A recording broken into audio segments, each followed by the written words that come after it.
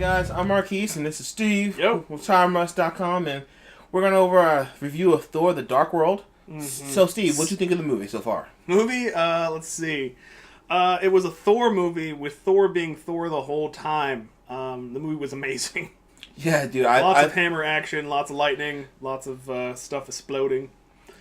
I enjoyed it thoroughly. I enjoyed the fact that it was a good mix of drama and comedy and action. It wasn't just it wasn't dark and broody. It was a good, fun summer blockbuster movie. It was serious at times, but it wasn't too serious. Yeah, with certain superhero movies, sometimes when they try to put humor into it, it feels a little forced at times, and the writing was just consistent and it flowed quite well. I didn't go through a point where I thought the movie was boring or slow, which is a big improvement over the first one. Big improvement over the first one, because there's that whole slow time where you're like, oh, he's not Thor, but he was just Thor. When can we get back to him being Thor? Yeah. So. The basic premise is the Marqees, the Dark Elves, return, and they want to take over the universe. They want the ether back to plunge the world into darkness. And Thor got to step up and sounds kind of emo to me. And rally his team together and go and save the universe again. He hooks up with Jane Foster again. Natalie Portman returns as Dr. Jane Foster. Dude, I don't know what he's thinking. Sif was so awesome in that Seriously. film. I would be like, Odin I'm was sorry, mortal woman. Odin was like, you need to pay attention to what's in front of you. See, that's the thing. You know, Odin is missing an eye because he gave his right eye for amazingly awesome eternal wisdom. You should probably listen to your dad, who has, the Odin Force and stuff. Yeah, but... Because I would have been like, sorry, mortal woman. But yeah...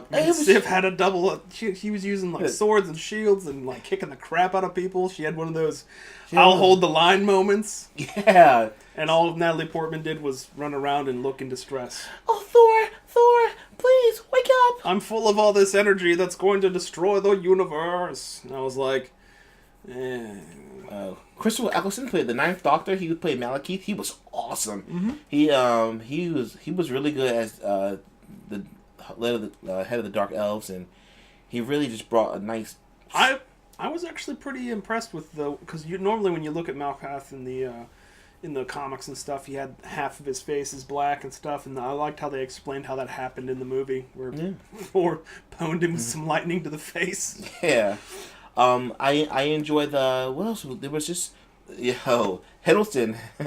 Freaking Tom Hiddleston, man. His Loki is probably the besides Robert Downey Jr.'s Iron Man, Tony Stark, his Loki character is probably the best character so far in the Marvel Cinematic Universe, hands down. I think he kills it every time Loki shows up in a movie. In a scene, he commands the scene. It's like watching a movie when someone goes, so who's in this one? You're like, oh, it's Michael Fassbender, and you're like, oh, he's immediately going to steal every scene he's in because he's that good. Because he's that good, and that's the way Loki portrays it. He makes the scenes that he's in. I mean, don't get me wrong. Thor was a good presence, and he was there, and he was the center of the movie. But the scenes that Loki was in just pulled everything together. Yeah, and again, the supporting cast did an awesome job. Rene Russo and Zachary Levi and those guys. Everyone, Jamie Alexander, those people just tied the movie together. It made the movie feel whole. Kat Dennings and her character was even better in this one than in the first one. Yeah, it felt like more of a even though Thor's on the movie, the Thor's in the title. It's not a movie that's just about that character. It's actually it was a team effort to the whole film, and it was actually nice. I love the fact that Thor's thinking now. In the first one, he was just he was just hammer smash.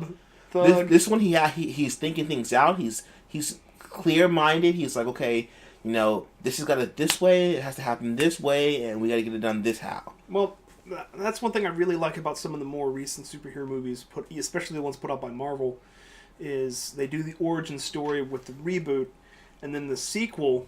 They might touch a little bit on the first movie, but they just go on. They pick up right where the first one left off, if not a little later, where the character goes through their arc and they become less of a inept moron and become more of a I've grown and I'm now fit to wield my own power again. Yeah. And they don't backtrack. There's so many movies that seem to backtrack in the sequel or the third one and just, Yeah.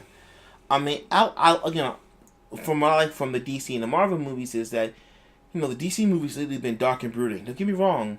There's a time for dark and brooding, but it's also not if that's the pace for every movie. Yeah, it's also time to have, and there's also a time to have fun and be light in a superhero movie.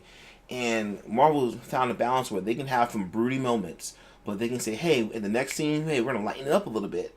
We're gonna keep you interested. We're not gonna just hit you with all that dark emotion. We're gonna lighten you up too. That's what I enjoy about that. Not everyone's trying to be Batman. Exactly, and that's what I enjoy. Everyone's not trying to be Batman.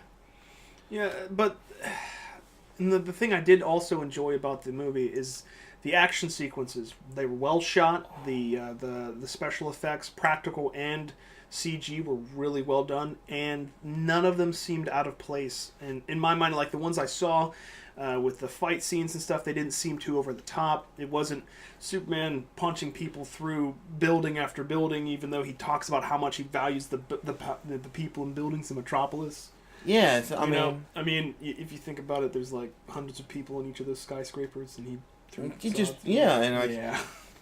you can see, you can even see in Thor, he was careful around people and things when during the fight scenes. He was careful around people and things. I mean, he was a leader. That's the thing. He became he's worthy to wear the crown, to be the king of Asgard, and it really shows how far he's come since even from the end of the first one, where he learns his lesson.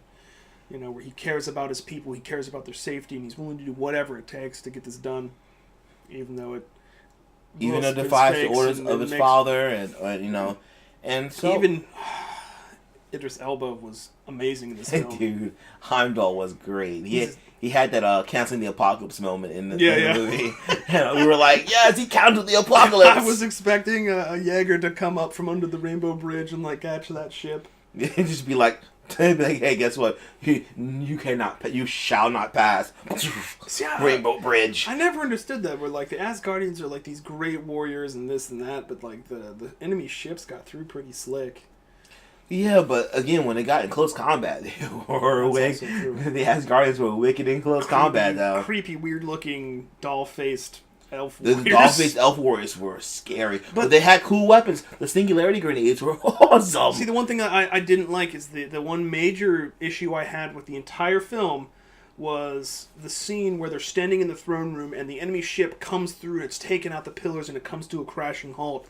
And then all the Asgardian warriors rush up and they all got their swords out and stuff. And then it just shows that shot with from the inside of the ship with all the Dark Elf soldiers. And the one thing that I immediately thought, I was like, man, this makes it really reminds me of the opening CG for KOTOR Online, where the ship comes through and I kept waiting for a voiceover to go you were deceived, where all the bad guys came out and they were fighting all the good guys, and I was like, that's almost the exact same shot. It's almost the exact same thing, except okay, but it was good though. It was good. Well done. What would you rate the movie? What would I rate the movie? In the oxidation scale? On the oxidation scale, which is 1 to 5, I enjoyed it enough. I might give this movie a 4. You know what? I was thinking the same thing. It wasn't quite Avengers-esque, but it was pretty close, man. It was good. It didn't weigh too heavily on the Avengers, like the success of the Avengers. It really let showcase Thor, what he could do, and the development that's come through as a character and all of his allies and stuff. I thought, it was good to go. So I'm going to give it a 4. All right, I'll give it a 4.